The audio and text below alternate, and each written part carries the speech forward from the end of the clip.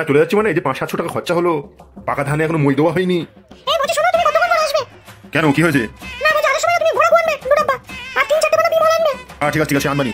একটু এক packet বেরের bundle আনবে। বলছি এরকম করে কাজ হয়? এই শিগগির চুপ কর চুপ কর, এইখানে সব পার্টির ছেলেপিলেরা আসে, আসলে এখনই চাঁদা মাদা তুলে ঠিক করে দেবেন আমাদের। শিগগিরই চুপ করে, এত যদি কেউ কাঁদে নাকি?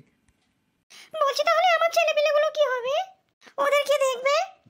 কে আবার দেখবে? ওর বাপ দেখবে।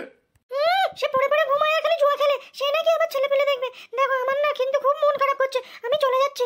হ্যাঁ চলে যাচ্ছি, মানে এই যে 500-700 টাকা খরচা হলো, পাকা ধানে এখনো মই দেওয়া হয়নি, আর চলে যাবো বললেই হবে নাকি? হ্যাঁ আমিও তো সব সংসার ধর্ম সব ফেলে রেখে চলে এসেছি। হ্যাঁ ওরম বলে একটা ছুনো ছেলে থাকতি, যে বউ বাচ্চা সব তো ফেলে রেখে চলে এসেছি, আমি তো কাঁদিনি। তুমি পুরুষ মানুষ, তোমার ব্যাপারটা আলাদা, তুমি তো সব নারী পেলেও তোমার কোনো প্রবলেম নেই। লে বেশি জ্ঞান দিতে হবে না, এখন একটু মই দেবো। কতদিন পাকা ধানে মই দেয়নি, তাড়াতাড়ি। কেন বলছি তুমি এসব ছাড়া কিছু বোঝো না? হ্যাঁ আমি কত কিছু ত্যাগ করে চলে আসলাম, আর তুমি কোনো আলাপ না আলোচনা না, খালি ওই সবের দিকে ধান্দা।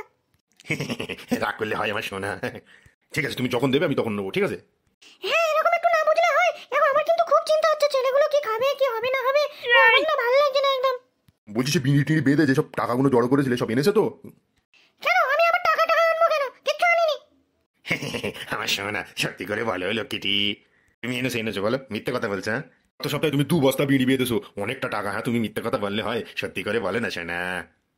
হ্যাঁ এনেছি, কিন্তু 1 টাকাও আমার কাছে যাবে না। হ্যাঁ আমি যখন দেবো তখনই নেবে। ঠিক আছে, তাই হবে। যা সব গ্রামের দিকে যত মান সম্মান ছিল সব ডুবে গেছে বলো, আমার না খুব কিন্তু ভয় করছে জানো। হ্যাঁ মান সম্মান দেখতেছে, মান সম্মান দেখলি এসব রসালো ভালোবাসা আবার কখন হবে? হ্যাঁ ওসব মান সম্মান দেখে টেকে লাভ নেই, না এখন কাজের কাজ করি আমরা। না এখন সব কিছু হবে না, এখন দিন দেবো কি সব বলে?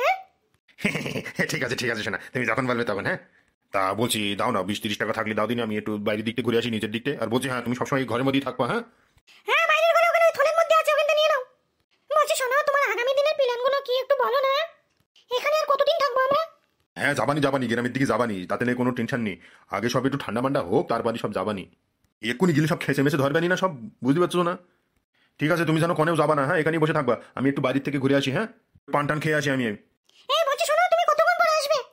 কেন, কি হয়েছে? না বলছি আসার সময় তুমি ঘোড়া আনবে, 2 ডাব্বা আর 3-4টে বানা বিমল আনবে। ঠিক আছে আনবানি। হ্যাঁ বলছি শোনো, অত তাড়াহুড়ো করলে হয়? শোনো না। কি হয়েছে বলদিন? শুধু এক পাকড় যাচ্ছে, শুধু ফরমাইজ করছিস, কি হয়েছে বলদিনি? হ্যাঁ বলছি পুরো কথা শুনবে, তারপর তো তুমি যাবে নাকি?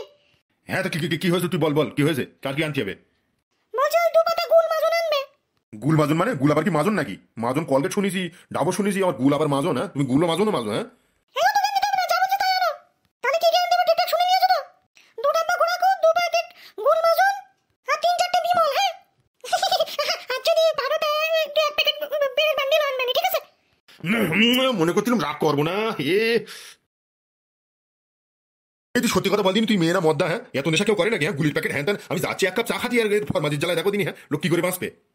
এই শোনো অত রাগ করো না, অত চিল্লো না। তুমি তো এক্ষুনি বলছিলে যে পার্টির ছেলে মিলে আসবে। হ্যাঁ এত ছোট ছেলে নয়, তুমি শিগগিরই যাও, যেসব কাজ বলেছি তুমি ঠিকঠাক মতন করে আসো, তাড়াতাড়ি যাও। নাহলে তোমার টাকা দিলে কোনো মই দেওয়াই হবে না, বলে দিচ্ছি কিন্তু এখন থেকে। ঠিক আছে শোনা, সব আনবানি, তুমি বসে থাকো এখানে। হ্যাঁ আর কনেও যেন যাবা না। হ্যাঁ কেউ কোনো কিছু বললে শুনবা না, আমি এই যে যাচ্ছি আর আসবো। করবি বলতে এখন রাগ করে যা হবার সেটা হয়েই গিয়েছে তো। ঠিক বলেছো পাকাদা, ফালতু শোনো, এত রাগ করে লাভ নেই, বুঝলি? না রে তোরা বুঝতে পারছিস না, একবার আমি হাতে পাই কি যে করবো, দুজনকে একদম পুরো কেরোসিন তেল দিয়ে পুরো আগুন জ্বালিয়ে দেবো জানিস। কি একটা কাজ করলো বলো তো পাকাদা? হ্যাঁ ওইদিকে মাকে আমি থামাতে পারছি না। হ্যাঁ এরকম একটা কাজ করে কেউ?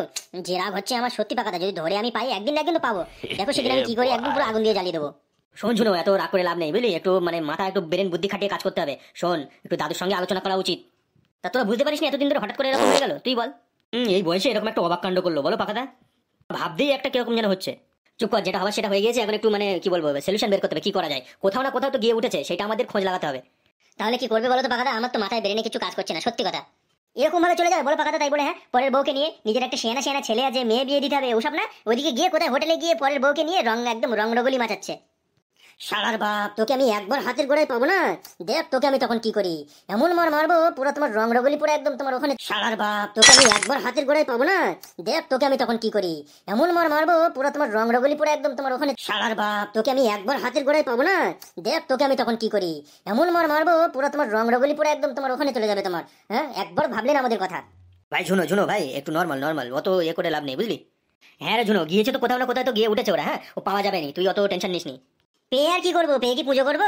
হবার তো হয়ে গিয়েছে, সব তো মানে বাঁশ দিয়ে তো চলে গিয়েছে, এখন কি মুখ দেখানোর মতো না আছে? মনে হচ্ছে যেন ব্রিজের উপরে গলায় দড়ি দিই। ভাই নর্মাল নর্মাল, অত সিরিয়াস হয়ে লাভ নেই।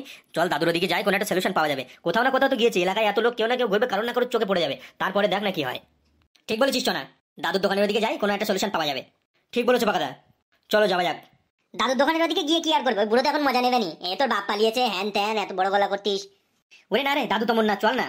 হ্যাঁ রে জুলো, পাকাদা ঠিক বলেছে, দাদু ওরকম না, চল ওদিকে যাই, বয়স্ক মানুষ তো। আচ্ছা একটু কিছু একটা কথা বললে ওরা অনেক দুনিয়া দেখেছে, কোনো একটা সলিউশন বেরোবে। তুই অত সিরিয়াস নিচ্ছিস কেন? আর তো সমাজে কত কিছু হয়, ডেলি না ডেলি কিছু না কিছু হয়। আগে দাঁড়া, হাতে পাই ওই বুড়িটাকে আগে আমি ন্যাড়া করবো, তারপরে মাথায় ঘোল ঢালবো, আর আমার বাপকে তো একদম কেরোসিন দিয়ে পুরো একদম জিন্দা জ্বালিয়ে দেবো। বুড়ি না রে, তোর মা হবে আবার। হ্যাঁ নে নে, তোরাও মজা নে, কি আর করবো, সবাই নিচ্ছে, তোরাও একটু মজা নে। সরি সরি ভাই, এই এমনি একটু বলছিলাম, তুই তো একবার সিরিয়াসই হয়ে গেছিস। তোর না এসব দিক থেকে খুব স্বভাব খারাপ, এসব নিয়ে কেউ ইয়ার্কি মানে নাকি? হ্যাঁ দেখছিস যে কেসটা খুব জটিল কেস, তুই তার মধ্যে আবার পাকামো করছিস।